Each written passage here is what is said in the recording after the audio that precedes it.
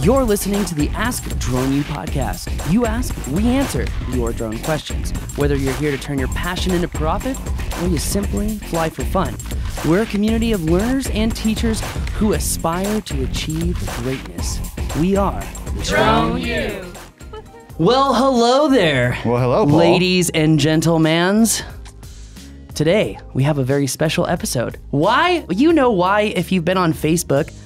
Because the drone registration, part 48, the thing that we said for a long time would go away, has gone away. It's actually hard to believe. Why is that? Well, because we just... why is that? Because I didn't think that the courts would see it that way. Even though that's the right way to see it. It's just surprising. Definitely. Well, we thought it was going to be really important to have John Taylor, who was behind this case. He fought the FAA to say, look, Congress said you can't make rules against model aircraft, and you did. The court came down with a ruling, an opinion, and they said, FAA, nope, you can't do it. So we thought it would be really good to have John Taylor on himself to discuss, why did you do this? How are you feeling now that you've won? How will this affect the industry? I think it's really important, Rob. It is really important. I was actually really curious to know to hear his feelings about just the law. And ultimately what he said was, it's actually a very simple case.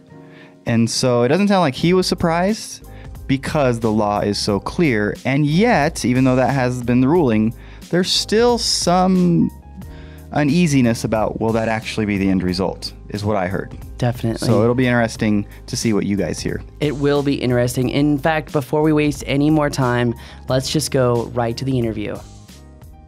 Hey guys, welcome. We've got John Taylor here on the show via phone just to give us an idea of his perspective after winning the case. John, welcome to the show. Thank you so much for being here. Hi, Paul. Thanks for having me. Oh, and I think what you've done is truly remarkable. I mean, you have taken the bull by the horns, you have challenged the FAA, and you have won. How does it feel? Well, I'm glad to won this for the hobby. And, as you know, I know you've had Jonathan Rupert on your show. This was a group effort. He and Peter Sachs and Loretta Alcaway and some other people have been involved in this in the background as consultants and editors and everything. But it's been a long haul, and we'll see where it goes from here. Definitely. Now, a lot of people have said that this could create more confusion. Lester Holt went on NBC News and even said that if you own a drone, no need to register it anymore, without really kind of clarifying hobby versus commercial use. So can you help us understand what, this new ruling takes away drone registration, but it's only for hobbyists. Is that correct? That's correct, and I hadn't heard that quote from him. Hopefully, if you're a commercial drone operator, you've also become sort of a part-time lawyer, unfortunately. Fortunately, you'll know that you still have to register. Gotcha. No, it's very interesting. So I've heard a lot of things on Facebook. Some people are saying that maybe hobbyists should still register their drones. Since we've seen this ruling happen, Section 336 says that, hey, hobbyists are supposed to follow CBO guidelines, community-based organization guidelines. So even though we still don't have drone registration, will hobbyists still have to follow these CBO guidelines? Will they still have to have a phone number? Will they still have to have, more information on their drone, or are the days of writing numbers on our drones just gone? Well, I'm not going to give anybody legal advice on it, and it's actually a little unclear as to whether the voiding of that regulation is immediate, because there's something called a mandate, where the opinion comes down, and then there's another document that says, yes, this is actually the court's ruling. And I haven't researched, and frankly, I'd had no experience in that court before, so I'm not quite sure how that's all going to work out. As far as how to comply with existing law, and I've commented on this a couple of times in various places, the reason this is such an active area for discussion is the FAA has done such a bad job of making it so confused and convoluted and contradictory that I defy anybody to figure it out. in many cases. We don't know what the law is. They haven't defined what a CBO is exactly. They haven't defined what operating within the programming means. I don't know what the law is. Interesting. I mean, the best advice you can give anybody is to basically fly safely. I mean, follow the old AC 9157 rules and fly low, fly away from people, fly away from aircraft, and have a nice day. I think that's very good information and very good advice. Do you think that this, I guess maybe the better question is, how will this ruling affect hobbyists in the future, and how will it affect really the drone industry as a future? I know separating those two things is important, but I'm really interested to hear your take on how things will proceed in the future. Well, that's the big unknown, and a lot of people are legitimately concerned and very concerned that this is going to spur Congress to take action in the reauthorization. That's a very legitimate concern. The timing of this was very unfortunate. I mean, my hope has been all along is that a ruling would come down at a time when there's a lull in the paranoia and a lull in congressional activity, and it just kind of, people would move on. But with the timing with the Reauthorization Act, who knows what they're going to do. But this is certainly a time for people to get active and contact their congressman, and that really does make a difference, and let them know how they feel. And some of the talking points, I think the most important talking point is the stellar safety record that our hobby has. I like to point out that as far as I've been able to determine, and to date, no American has ever been seriously injured by a hobby drone. People have been hurt, they cut themselves and bruises, and one lady got a concussion, but when you compare that to something like recreational ATVs, where dozens of people die every year, and personal watercraft, where dozens of people die every year, I mean, it becomes apparent that there really isn't a problem here. It's just a paranoia over a new technology. It's very interesting that you say that, because we received a memo today that the FAA asked us to put out, and it's actually very interesting in how they speak about this ruling and whether people should accept it or not. And one of the things that they said is that the FAA created this rule because drones were being seen close to aircraft. The number of sightings was increasing rapidly, and they wanted the genuine safety of the national airspace system. And a lot of people on Facebook and whatnot have been questioning whether registration truly does help out the genuine safety of, hobbyist flyers. Well, as far as I've been able to ascertain, no one has ever been held accountable as a result of the registry. I did a FOIA request to them, and this is a while back, but I asked them, do you have any documentation of ever, show me the documentation you have of tracing model aircraft using the registry. And after some delays, and on the day that my reply brief was due, they mailed a response to me that said, yeah, we got nothing. Wow. And when I challenged them on it, throughout the litigation, they changed the subject. They never say, well, we've traced this many model aircraft that way. So I assume that they probably have traced no one. Interesting. And I think most of this, when this whole thing got started, we knew that it was a political feel-good measure. People are not going to fly recklessly with their registration number on their model aircraft. I mean, nobody's quite that stupid. So let me ask you this. I've seen a lot of polls out online on whether, pilots believe that hobbyists should register or not. And I've kind of seen a shift in mentality myself. We asked the same question, before registration happened, and everyone said that registration, they didn't believe that it would actually help safety out whatsoever. And now if you look at the polls that were just kind of done in this weekend, I know you've seen them. Vic Moss posted a lot of them, and I'm seeing a large group of people saying that they actually think registration for drones is a good idea. So it's kind of like a shift in mentality here. Once registration was enacted, versus before it was enacted. So I guess that my question to you is, what do you think would be the answer to the people who say, well, then if we're not going to have registration as a means to create a catalyst towards safety or to create a means of educating people to safety, my question to you is, what could be a good way to answer those naysayers when they say, well, how are we going to ensure safety in the national airspace system? There's two prongs to it, education and enforcement. And enforcement is the more challenging of the two. But on education, it is a little frightening that people can get on Amazon and have a fairly large drone delivered the next day and be flying it that afternoon and not do anything to try to educate themselves on it. I think that the industry can do more with that. And one of the things I'd like to see is for the larger drone manufacturers to have educational materials on their websites that you would have to at least review and acknowledge, if not take a quiz, to be able to link in and start operating the drone. People wouldn't like that, but I think that would do a lot towards educating people and having them fly safely. And I think it should be voluntary. And if they step up to the plate, we won't have a need for, the United States federal government to come in and start imposing things. So that's what I'd like to see. On the enforcement end, it's a challenge. I don't know what to say, but I don't think this registration, it doesn't do anything.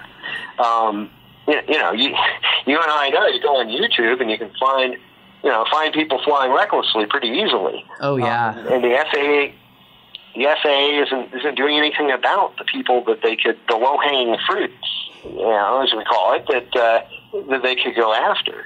As you also probably recall, a while back they were going after people who were posting stuff on YouTube that were flying safely and telling them that they had to have, a 333 because it was a professional use.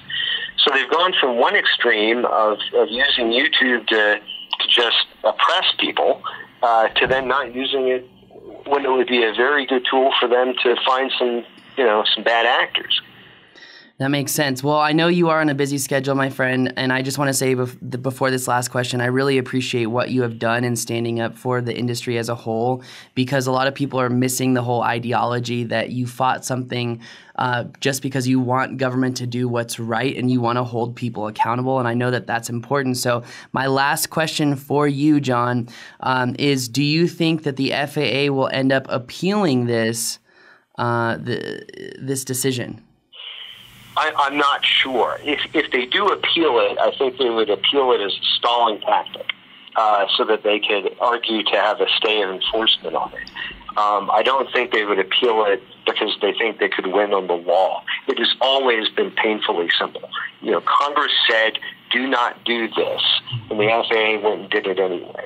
And that's pretty much what the court said. It took them a while to answer that question, but it's a very simple case, and I don't think they would have any hope of winning. No, I think you are 100% right, sir. Well, is there anything else that you would like to leave our listeners with? I don't think so, but thanks for the opportunity to talk to you. Oh, John, thank you for coming on the show. We greatly appreciate it. Thank you for standing up for drone hobbyists, for people who just love to fly. You are a hero in many of our books, sir. Thanks, Paul. Sounds good. Well, we will talk to you again soon. And guys, back to the studio for more.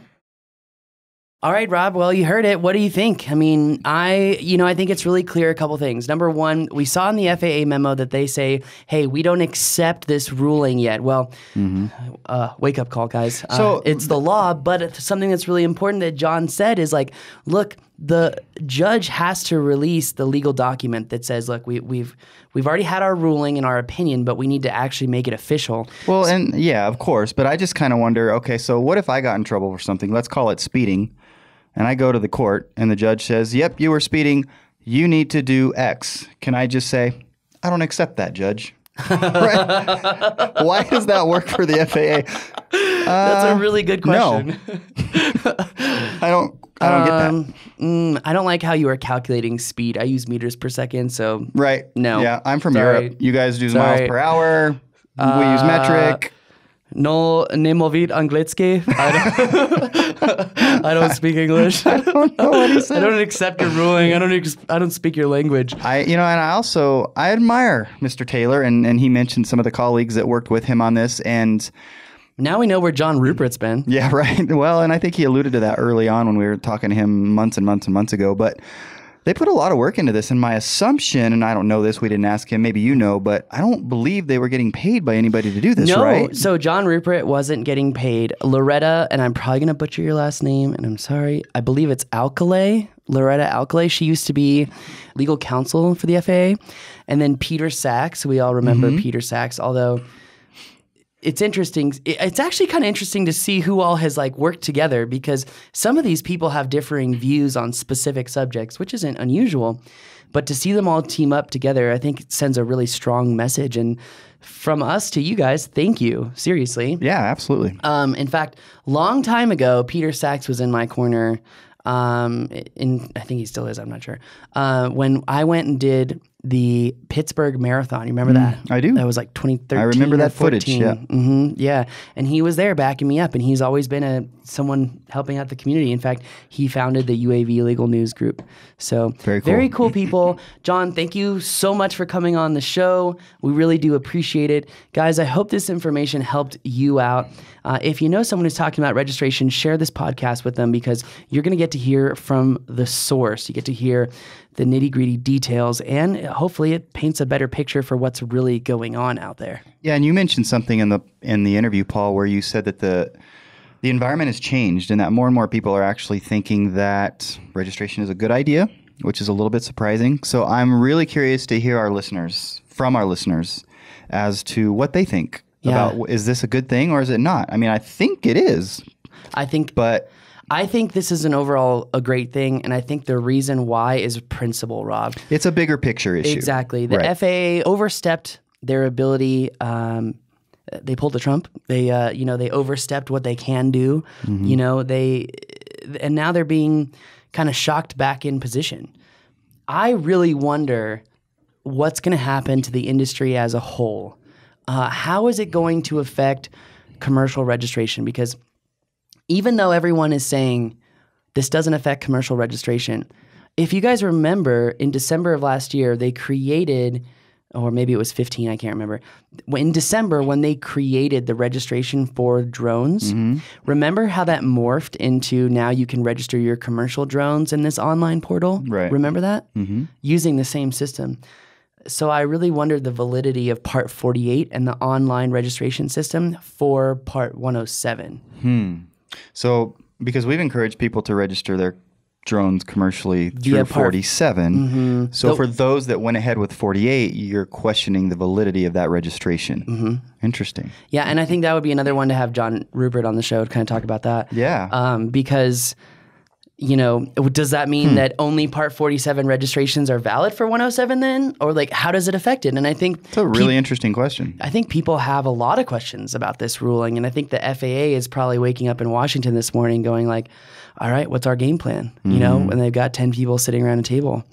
One thing I will say is that one idea that I really, really liked hearing from him, especially hearing kind of a digital native answer from John Taylor, who I wouldn't expect that from, is when he says, I would love to see the manufacturers implement some sort of pre-flight before, like the first time you activate your drone, you get this message that says, here are the rules of your country. Here's what you can and can't do. Do you, are you agreeing to use that? And he said he would like to see it as voluntary so it doesn't feel forced on people.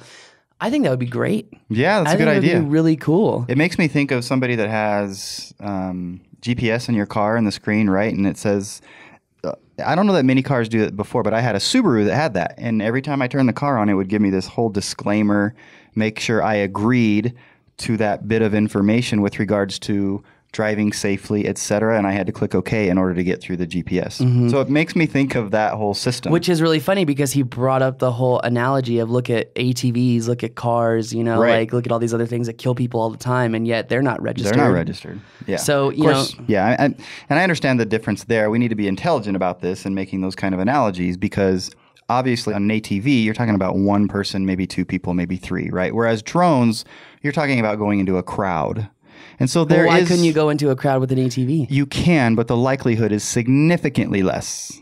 Okay, good point. And I'm not arguing for it, but I just want to be intellectually honest about some of these comparisons that we make. Well, true. And I think if we are going to be honest and we're going to call a spade, the FAA said that, hey, look, we came out with registration as an answer to safety. We want to keep the national airspace system safe. And when we asked John, and which his answer is very similar to most pilots, how does registration keep the airspace safe? And it doesn't. Well, and you were pounding the rooftops with that from day one. Yeah.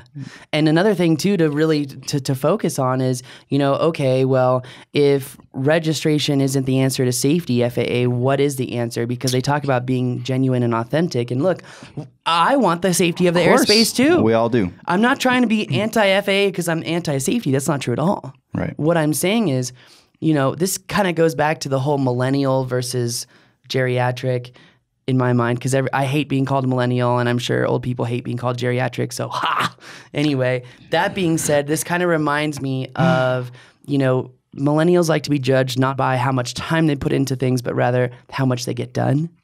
And I think that's really important for the FAA to think, okay, if we really care about the national or the safety of the national airspace system, which we believe they do, which I do believe that they do, how do you do that efficiently? And I think the answer was just given to them by the guy who shut them down. So I think the answer is in-app before you fly. I think that would really help people too, because most people that I see, when they get a drone for the very first time, they're so giddy, they're so excited. Oh, I just want to go out and fly. And look, I'm guilty of it too. When I got the Inspire 2, I went outside and as I'm setting it up, I'm like, oh, I didn't do this, I didn't do this, I didn't do this. I have the answer. Human. I have the answer. Yes. It may sound a little self-serving, maybe. I don't know. You be the judge. John Taylor, what about that comment after our interview on self-serving? You might get a laugh right now. They have to buy the Don't Crash course and watch it before they can. Is that self-serving? I don't know. It is not. Oh, man. This whole registration topic is a can of worms because, people have said that they are worried that this is going to open even more question, even more disdain against the FAA. If they continue to try and force it. Mm-hmm. Yeah. And I think that this is a great opportunity for the FAA to kind of pivot, because we all know the reports that they use to justify this registration, the reports of the sightings, right? Even John Taylor mentioned this, the near sightings, right? Most of them were not near sightings of a drone. They couldn't actually prove it was a drone. Right. And he even said after the interview, if you go and look at UFO sightings, they tripled in the same period of time. So, they were 3 times as many as drone sightings. Exactly. Which the drone sightings may or may not have actually been drones to begin with. True. True with UFOs as well, though. And my point in saying that is, okay, so if the documentation used to back up we're trying to ensure safety because all these manned aircraft pilots are seeing drones, and then we find out that those aren't actually legit. Let's go back to square one. Okay, registration didn't work. How can you really impose a mentality of safe flying to people who just go out to, Best Buy and buy a drone? For example, that whole Borders Mac team, they're using their brother to fly drones, and he's not licensed. And it's like, guys, it's just a matter of time before something happens. Yeah. So it is what it is, Absolutely. And to that, I say just go get your darn 107. I mean, it's really ridiculous. not that hard. It's I think it actually says a whole lot about you if you're unwilling to spend $150 to go take a test. And study a little bit. Yeah. And I think that, if you have that mentality and you have an investigation against you, someone might be like, well, if he's cheating out on this, I wonder if he's cheating on his taxes. Yeah. So I guess you could be a conscientious objector. Beyond, I don't know what religion you would put in there. Let's take religion out of this. Let's not inject those things together. Oh, come on. No. Definitely not. Anyways, it was a good interview. Thanks for doing that. Yeah, John, thank you. And guys, we do want to hear from you. Please write in the comments below if you are watching on YouTube. You guys know it'll take a couple more days to get it on YouTube. If you're watching on iTunes, please go over to our Facebook page and leave us a comment. I want to hear from you guys what you think about this. And if you're a Drone U member, I will put a post in the private, closed, secret group on Facebook because I want to hear your responses as well. And now with 1,000 new students, it's like, whoa! So anyway, lots to hear from you guys.